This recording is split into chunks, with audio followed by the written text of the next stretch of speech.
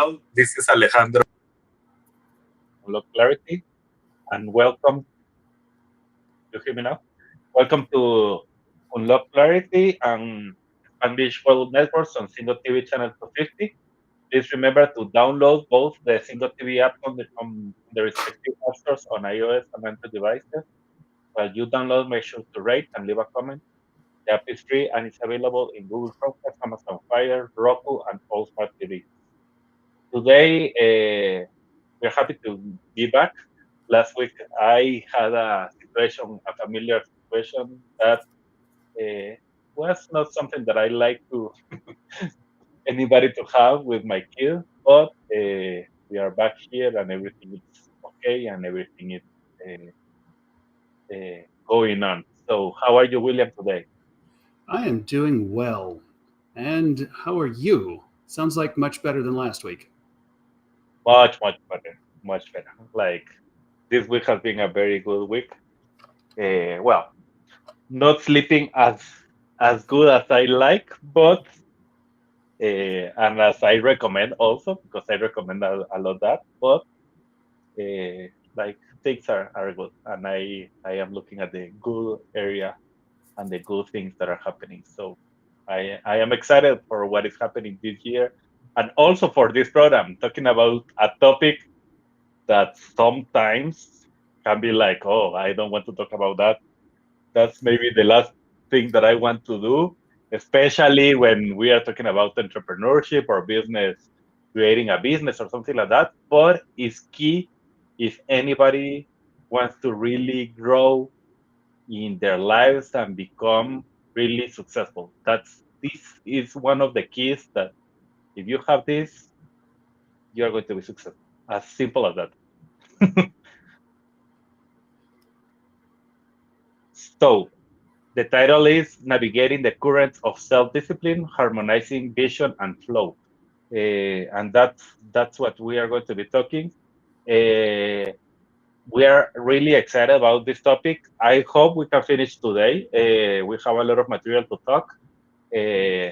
But if not, we can continue next week. But we will try to finish this week and have as much fun as we have always with all of you here. If anybody of you has any questions or comments, leave it in the chat, and we will be more than happy to even say hi or answer your questions that you may have. This topic about self-discipline is something very interesting. From my point of view, it's something that there are areas that we don't even realize how disciplined we are because it's like nature for us, like it's like something completely natural. But there are other areas where it's completely painful, tedious, and draining us like crazy. So that's something that I am guessing sometimes that is what is happening. You're like, okay, I am very good at this, and I don't have even to push myself to do it. But in this other area, don't ask me and don't talk about self discipline, but I don't like that. So, and becomes like even a pain in the beep, beep, beep, beep. So, um, Well, the Old English term that's acceptable here is arse. Pain in the arse. You don't get bleeped out for that one. Oh, so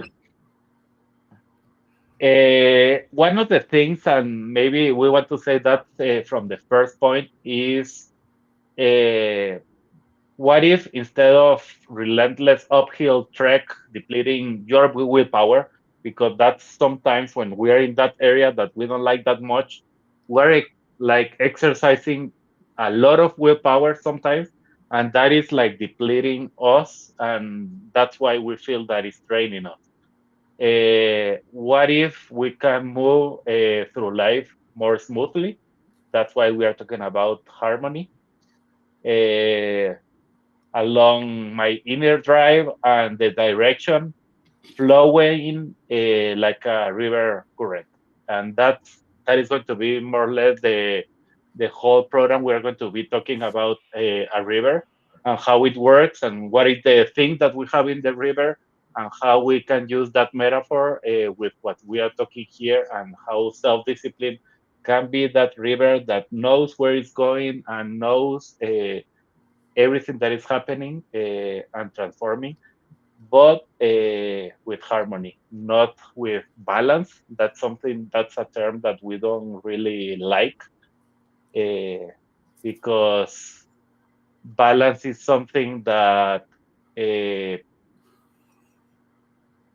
will, the significance for me is going to be like, I have to be, if I have 5 areas in my life, I have to have 20% of each during my day to be in balance. And that is not true.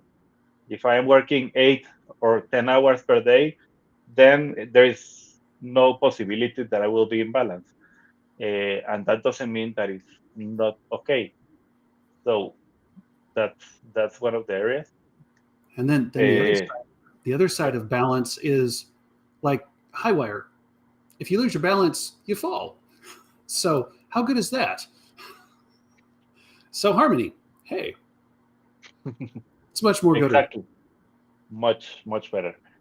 So we went on the quest to start to transform this, how we can transform self-discipline from something that maybe it's your worst nightmare or something that you are struggling too much to something that you are enjoying and it's even a gift for you. So that's our aim for this program today, that we want you to discover how self-discipline can be something that is a gift for you and it's something that is going to help you transform in the areas in your life. Yeah. And it was nice working on this last week before, because certain things got refocused, reframed for me, and it's like, oh wow, well that's why this is easier. It's just, yeah, that whole thing of um, the painfully tedious and draining part of the self discipline. It's just, I'm sure you all resonate with that. It's just, yeah, I'm a big fan of that Sisyphus analogy kind of thing of forever pushing the boulder uphill and exhausting myself inch by inch when it doesn't actually need to be that way.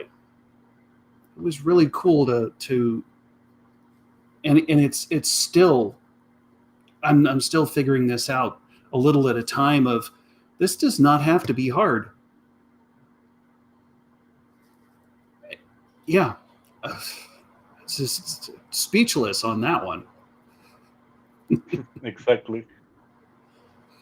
It's just, what if, because I've got 30 plus years of abstinence and Overeaters Anonymous. And one of the things that we learned in the 12 steps is sometimes I have too much willpower. And in my case, for the food part and the refined carbohydrates, I'm going to eat that Twinkie. I have too much willpower. I don't like Twinkies anymore, but I'm just giving that as an example. It's like, damn it, I'm going to eat this instead of just letting it go and letting it live its life without without me kind of thing. And it's that relentless uphill trek that just drains us.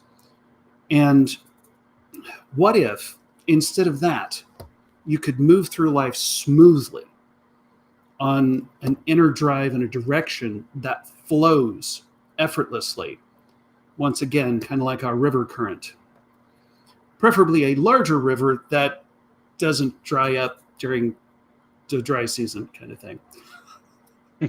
Especially. So, yeah. Oh. Do you ever So feel. Oh, yeah. Go ahead. let's go to the first step, like the struggle of misaligned movement. Uh, Oftentimes, like the reason we are miserable trying to force productivity is because we think we should, do with our time isn't actually aligned with our soul's true longing. What is exactly what we want, and that's when we have that fight inside of us. That is exactly what is creating a problem.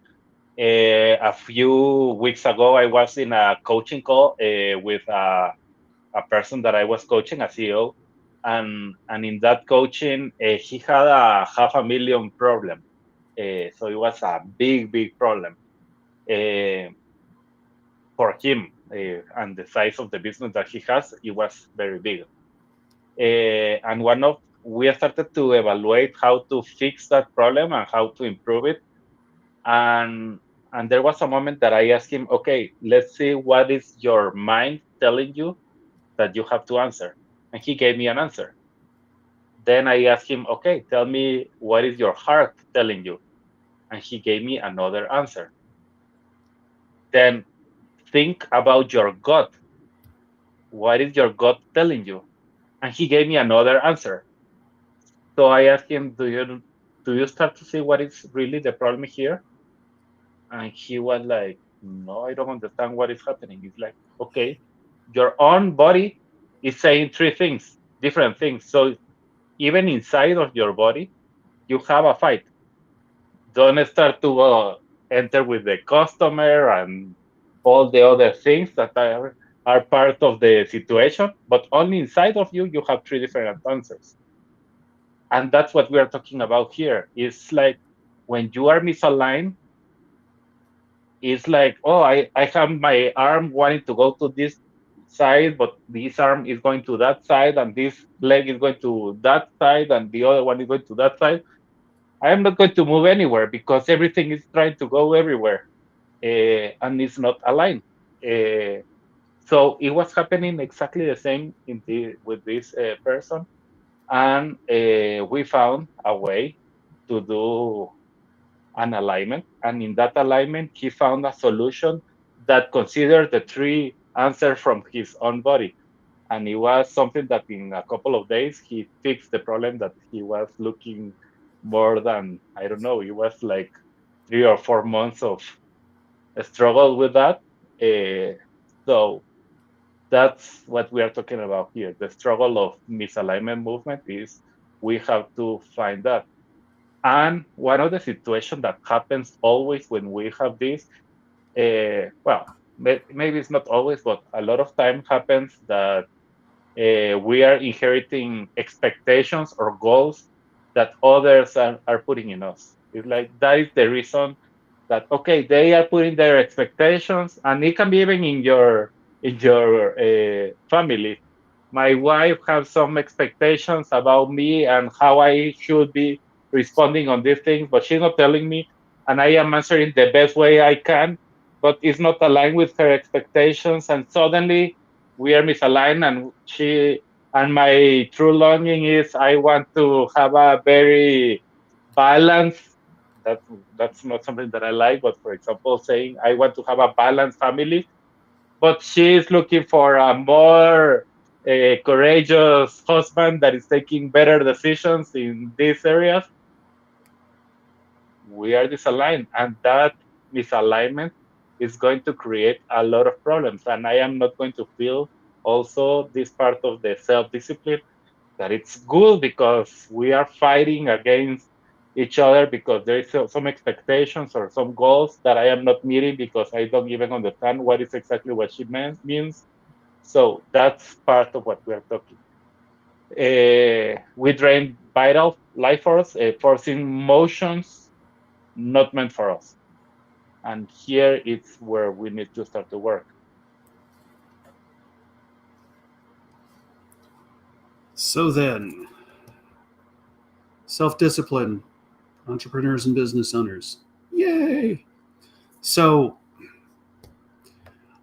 I like woodworking, and I learned this idea years ago. If you cut enough corners, you end up with a circle, and you end up right back where you started. So you get to start over. So then, like launching a new product, we put ourselves under a lot of pressure to meet the expectation of get it out there. I mean, I understand iteration until it's perfect. Make something, get it done. Done is better than perfect, kind of thing. And yet, that's kind of when we come into the concept of cutting corners. And I was watching something last night that reminded me of the ultimate cutting of corners back in the late 80s when the space shuttle program was a thing. And the teacher, Krista McCullough, was on board. And they had postponed this launch like 3 times because it was winter, it was cold. Cold can kill you. And so they decided, well, let's just go anyway. And one of the solid rocket boosters popped off and inappropriately and blew the whole thing up. I mean, ultimate pressure to launch can kill you, kind of thing.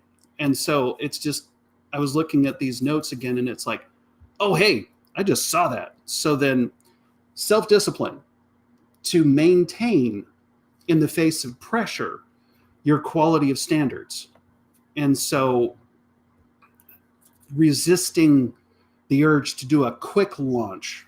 Now, done is better than perfect. So I understand not moving until I want to get it perfect, and that will never happen.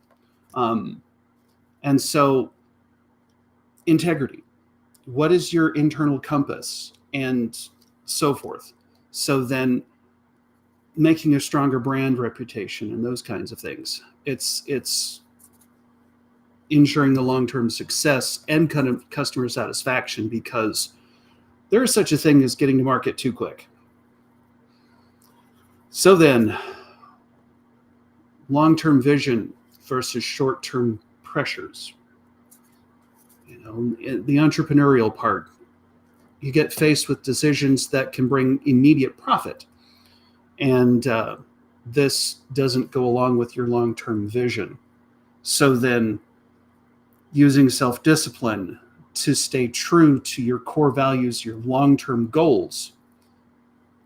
And in this case, the business will grow in alignment with your vision, as opposed to maybe that 4th of July sparkler that just is there for a few seconds and it's nice and bright and pretty, and now it's gone.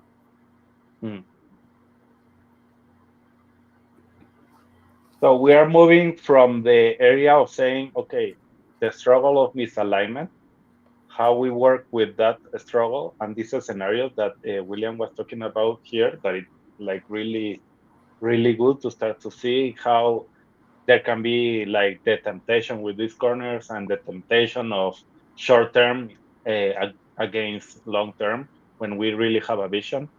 So this misalignment, if we move it to the second part, like, okay, I have this misalignment, what I should be doing, like, okay, let's align. What happens when you are aligned? What starts to happen is the flow of harmonized movement. When we radically realign daily actions, and this is something that is important, is daily. We are not talking about like, okay, now I am aligned, so everything is going to be perfect for the rest of my life. No, the alignment is something that you should be doing in a daily basis. Working in yourself, finding what is happening.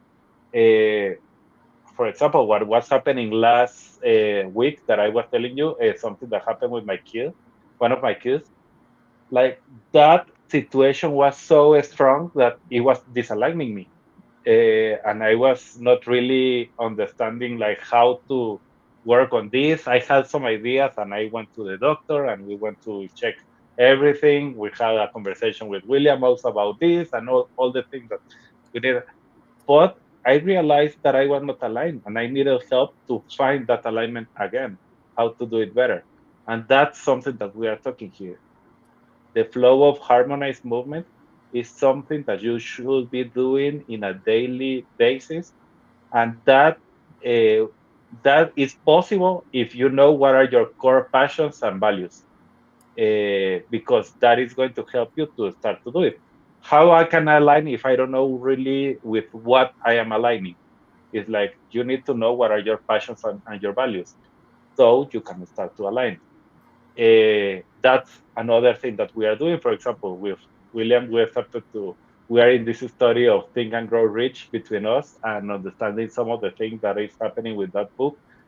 And we decided this year we are going to align the business in a way that is going to create profit for us, and how we are going to align with that. We need to know what are the core passions and values of our business, how we are going to do it.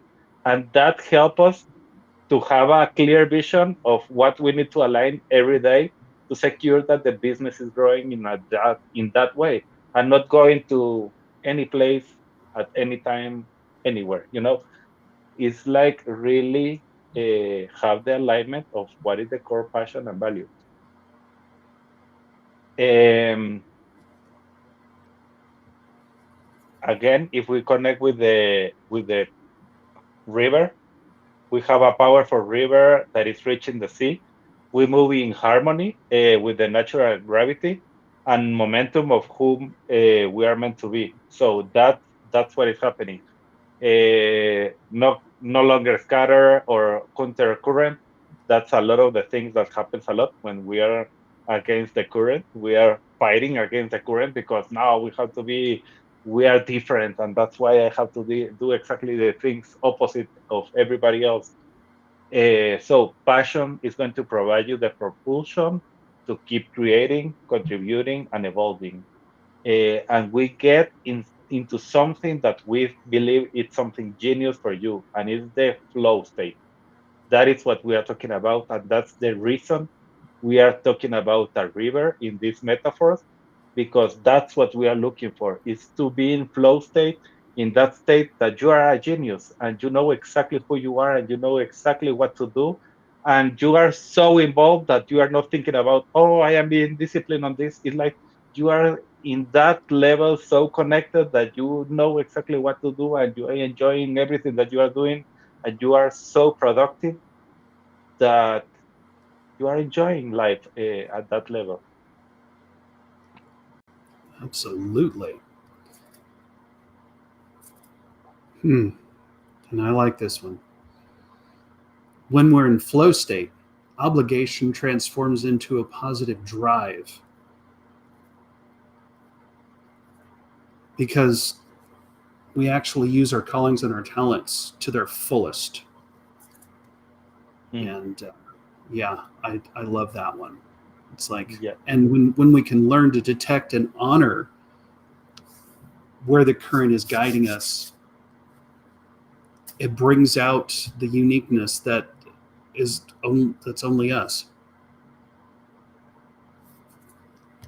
exactly. And since you, as a manager and director, you want to talk about the next scenario? So, for example, as managers or directors, when we are managers, self-discipline is crucial when we want to apply company's policies, for example. Even when it's uncomfortable, it's like we are not comfortable with this policy at this moment because of this reason. It's like, okay, but this is something that is going to keep us on the track. Uh, So it's reinforcing work standards or dealing with underperformance. The ability to stay firm and fair is key to maintaining respect and authority. So we need to know how to do it and how to apply that. Even when we as managers or directors are not sure about that policy specifically, that it's there for a reason. And maybe you can talk with the people that created the policy to move it. But in the time that you have that policy, you should be the keeper of that policy. Um, the second scenario that we are talking about this harmony is, for example, the balance, the when we have this harmony between empathy and firm leadership. It's like, okay, there is some moments that I need more empathy, and there is some moments that I have to be that leader that has clarity and has is very firm of what to do. So directors often need to have this balance and this harmony really between empathy with the need to make tough decisions. Self-discipline can help you to maintain that harmony, ensuring that personal feelings do not overshadow what's best for the team or the company. And this could involve making even difficult staffing decisions. or reallocating some resources for the greater good. So understanding this part of, okay, I understand what is happening with this person in the team and how we are going to help this person to transform. That is this harmony that we are talking, is empathy and leadership. I need the results, but I need to understand also what is happening with this person and how we as a team can involve and fix the problem or help to solve the problem. Absolutely. So now we come to the part of the river that is in the dry season to a little bit. And so this beautifully, wonderfully flowing river slows down just a little bit because it's not rushing all the time. I mean, realistically, the river starts rushing when it gets to a thin point, and you've got the same amount of water going through a smaller point. So rocks and all that stuff, yeah, it doesn't happen all the time. I mean, sometimes that'll open out to 3 times as wide, and it's just taking its leisurely time to get where it's going. And so, and then, that wonderful part where the passion backs up and you've forgotten. It's kind of like a log jam of ordinary life gets in the way. And so sometimes we have to wait and either wade through, find a key log, whatever, before we can get going again. It's like, how do we refresh ourselves when the fatigue, the indifference, the distraction temporarily clogs the path? One of the things that we forget and that we're not taught very much of is it's absolutely normal for the inspiration to rise and fall.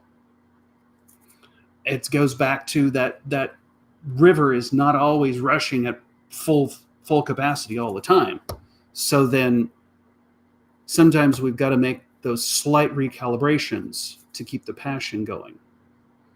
And one suggestion is re-engaging with ourselves, the adventures and the learning that originally set us on fire. I mean, what sparked that passion for what we're doing? And have we doused it with too much water sometimes? Just to make a pun on the metaphor. What would it look like to meet with kindred spirits, with people who have the same interests, and enjoy some camaraderie and even learning some new concepts around that passion? What innovations, what dreamers, what change makers can you can act as your mentors to give you that refuel that sense of purpose? And then there are times when we just simply need to make time for ourselves and let those images, ideas, creative juices come up. And a thing that I was looking at, an article that I found was talking about this nasty thing in business called daydreaming. Oh my God, you're daydreaming again. You're wasting our money. No, in fact, what they're discovering from like fMRI and some of those things is the act of daydreaming is very, very productive. If we've learned something new or this, that, and the other, what that allows the brain to do in the unstructured space of daydreaming is make new connections. I mean, oh my God, who wouldn't like to have a new perspective on the same old crap? And so it's always helpful to tune into that inner voice. I mean, sometimes it's that enhanced meditative state of just doing mindless work, stuffing envelopes or mowing the lawn or whatever. And then you check out for a few minutes and you get the solution to that problem. And I don't necessarily like problem, but that problem that's been nagging at you for weeks, you check out for a few minutes and poof, there's the solution. So, hey, Um, it's just make the time to listen to your muse and get some renewed vitality for your gifts. And really, what you are talking and we were talking about that topic is like, okay, this daydreaming. If we connect to what is happening and what is the state that you are in that daydreaming, it's like when you have this alpha, beta, sorry, delta, or even gamma mode, and that is very, very powerful.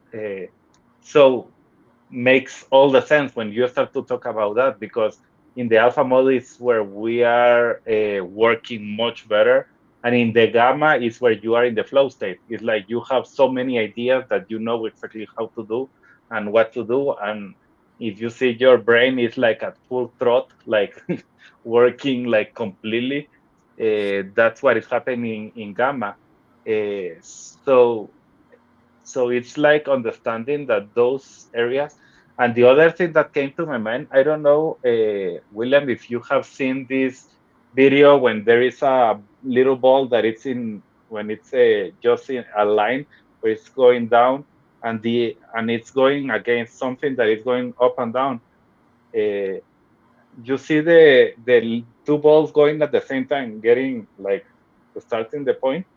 The one that is going up and down goes quicker than the other one that is going just in a line. So at the end, this part of having uphill and downhill really help us to have more speed in our lives. It's like sometimes we are asking, "Oh God, I need more speed. I want to have things quicker." Oh, you need it quick. You need to go with this uphill, going up and down, because that is going to speed you up. If you just want to go smooth, okay, it's going to be slow. So it's amazing. Like just watching at that thing, it's amazing. I truly So didn't know that. I am going, and I will see if maybe next week we can have the video just to see it here in the program. But I have seen it like uh, several times. I even put it in my Instagram sometimes just for people to see, like, when you really want to go quick, you need to have uphill and downhill. Like there has to be going up and down, because that is going to accelerate the process. Nice. Nice. Oh, wow. Prioritizing and delegation of tasks. Wow. Not one of my strong suits. I don't know. Maybe you ought to take this one. You seem to So be better than I do. in the daily hustle of business, it's easy to get lost in like all the things that we need to do. We have a sea of tasks. Self-discipline help you to prioritize effectively, and that is key. I have managed projects of 500 million, and to manage a project that huge, you have to have clarity and really know exactly what is the big goal, and don't get stuck in all the little nuggets that are happening during the day. That doesn't mean that you are not going to work with the little things, but you have to have the clarity of which one you are going to take and which one you are not going to take, because you know exactly where is the goal and how you are leading the whole team. And I had like 300 people working for me, and it was like, okay, guys, this is going to be the thing, and how we are going to manage everything, what is going to be the whole process. And if the leader has this ability to see where we are going, even when what are the tasks that you are going to help and what are the tasks that you are not going to enter, because you are in charge of the bigger picture and understanding that the final goal is getting there, you are going to have the ability to prioritize. And the only way to have that is self discipline. There is no other way to do that. Uh, Focusing on what is more impactful for your business. So in my case, I knew what were my strong areas, I knew how finances was key for me, having all the finances clear all the time. Where is the money going and what is happening with that money? Knowing what are the key contributors in the different areas. So when the customer, how I had the conversation with the customer to secure that everything was aligned, that we were doing what they wanted, but also how to lead the customer to do exactly what we needed. Because sometimes it's like, no, they are lost in their own task and they start to push you to create a lot of things. And suddenly, like, no, I'm sorry, but you are putting me inside of a hole, not really helping me to go ahead. And that's part of the your abilities, understand what is impactful and what is going to help you.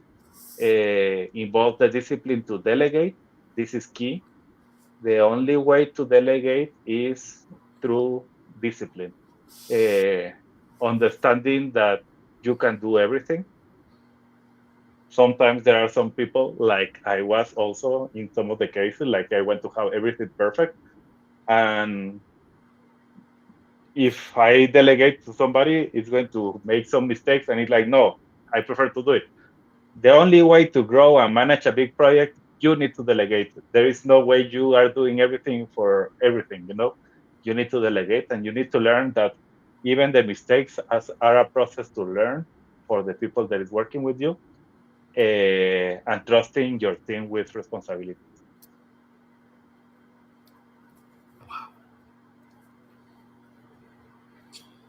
So then we come down to professional development and personal development kind of thing. It's like always having that discipline to continue learning, whether it's for your business, for yourself. A lot of times I've discovered that learning for myself is actually learning for my business.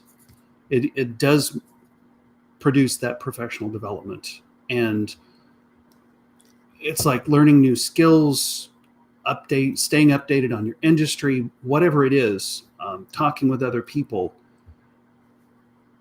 It's necessary to keep growing and evolving as the leader you are.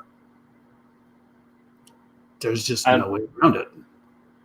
and today I was talking with another person that I am coaching, another CEO, and one of the things in this area that you are talking about right now is everybody has one level of leadership. And if we go to, for example, John Maxwell talks a lot about that. What is your level of leadership? Let's put a number. I don't remember exactly what is the level that he has, but let's put a number. Like a level 3, it's a level of $1 million in your business. So the only way for you to start to go and get to the 10 million is that you develop yourself to that leadership. You need to be first the leader that can manage a company of $10 million, and then you start to have the strategies and everything else. And there is a lot of people that start to look for, oh, I need some business coach to help me to go to the 10 million. Yes, they can give you a lot of ideas. I am a business coach too, but if you don't develop your leadership first, even when you start to make 2, 3, 4 million, suddenly everything is going to fall down, and you are going to be like, "What happened? Why everything fall down?" Because of your leadership. So leadership needs to be at the uh, first, and then the other stuff. That's why we need to be focusing on this growth all the time. So my leadership is at the level of what I want to do in my business, yes or no. If the answer is no, start to work on that. And that is going to help you to get to the level that you want. And that reminds me of something I was saying to my wife this morning. It's like if we want to get to a specific level, once again, we have to start acting like it first before we'll ever get there. He, that How to Think Like a CEO, Da Benton, that's one of her linchpins of the whole thing is before you can be a CEO, you have to act like it at whatever level you are. And to act like that, you need to understand how they act and why they are acting like that. If you don't understand that, you are not going to be like that, even when you want to, because you don't understand why they are being like they are being. It's like, why they are delegating? Because they don't want to work. No, as we saw in the point before, you are delegating because that's the only way you can start to grow and be better.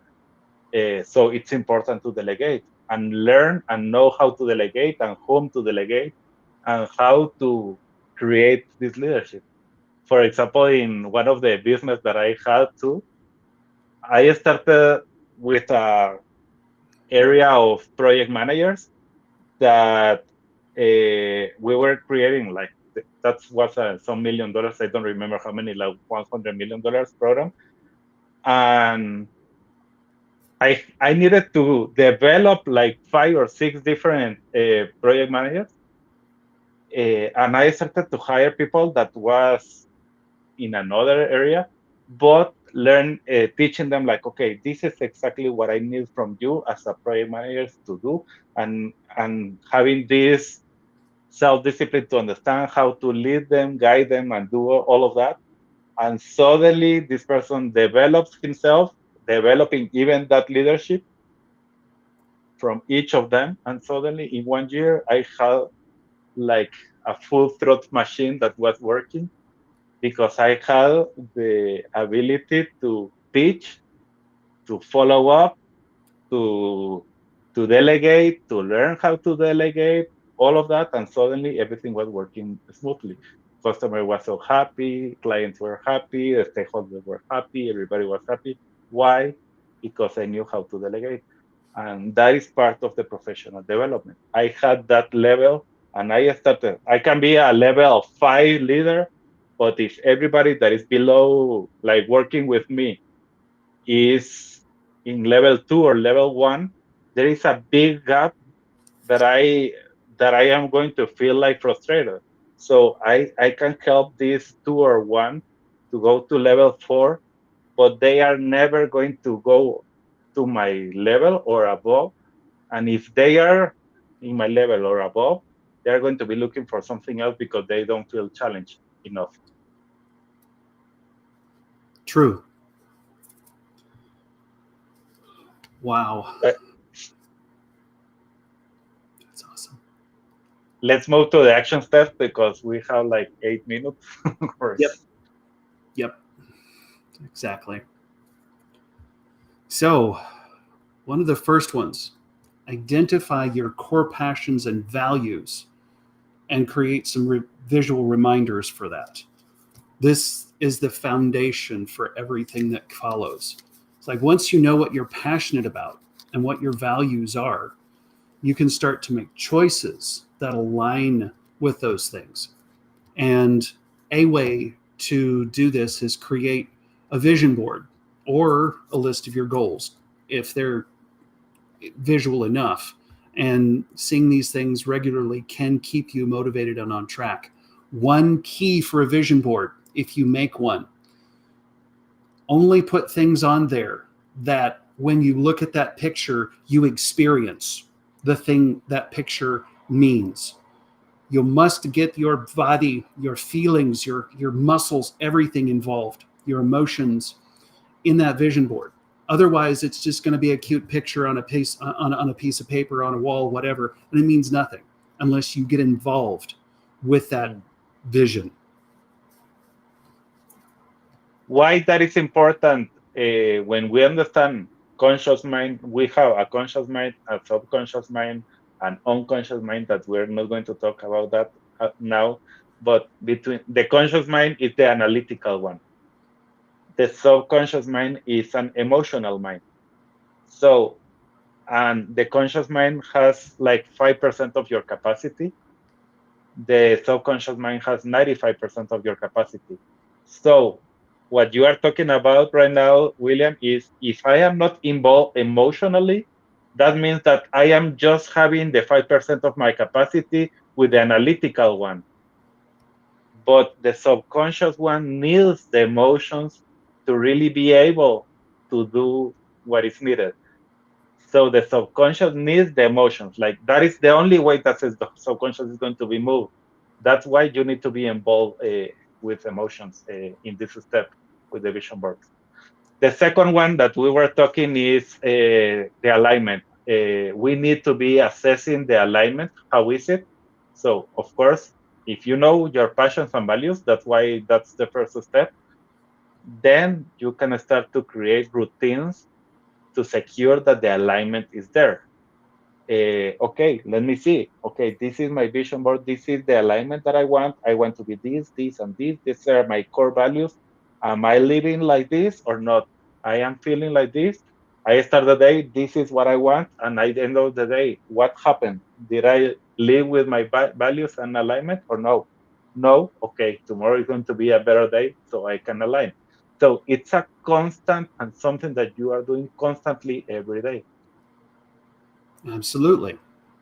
And so then we come back to harp on the vision board concept, with your goals and your purpose. And when you get all of your senses and your mind, your emotions, your everything together, it's easier to stay focused on your goals, because once again, it's fun, it's part of you, it's easy, if you will. And um, a thing to remember is the images, the words, the phrases that represent what your purpose is. And then from the purpose is the goals. And take a look at it. Uh, I would go so far as to say, write a story around your vision board and read that to yourself a couple of times a day. That way, you get involved with it. Doesn't have to be this big grand production or movie script, whatever. Just some bullet points of, this is my vision board and this is what it represents to me. Keep it Mm. simple. The fourth point is notice any judgment that you may have, and what is the context. If there is any underlying context before you react. This is very important because what we want you is to start to live more mindful and intentional in your life. It's not only like, okay, yeah, things are happening and I get angry because I am like that and I am an angry man and that's the way I am. So people have to accept. It's like, no, why you are being like that? Start to notice when you start to judge what is happening. What is the moment? What is happening in that moment? What happened a little bit after that? What happened a little bit later? Why you are feeling like that? What is the real reason you are judging the person or the situation? And when you understand the context, you can start to let go the judgment and start to see the situation from a different perspective. And that's exactly what we want. That you see the perspective that is needed to take the better decisions and be disciplined. And the last one, the accursed accountability concept. Wait, no, that's not accursed. Never mind. That's my baggage. So then, accountability partners, buddies, whatever you want to call them, can help you stay on track with your goals. Find people that are supportive and encouraging. This is a big one, encouraging, and who can hold you accountable, firm and yet empathetic kind of thing, that can hold you accountable to your actions. And this can be a great way to stay motivated and avoiding giving up on your goals, because once again, you're doing something that you want to do. And goals, the word project can be entered in whatever the word is. Instead of using goal, you can use project. Yes. So this is the end of the program. It was like exactly on time. Thank you, everyone that was listening to us. Thank you, William, for this amazing program. We were looking for this program for 2 weeks, and we are so happy that we have it. Next week, we are going to start with a new series of programs that you are going to love. We already love that. Uh, from surviving to thriving is going to be amazing. We are preparing, until now, the idea is 8 programs out of that. So we recommend you to be here and be ready because it's going to be amazing. Uh, any last comments, William? No, uh, we actually covered everything this time. Yeah, it's amazing. So this show can also be heard on Spanglish Radio Network. Please check out the SpanglishWorld.ca for all the news and programming. The Spanglish World, watch it, hear it, read it, download it, and leave it. Thank you all. See you next week. Bye.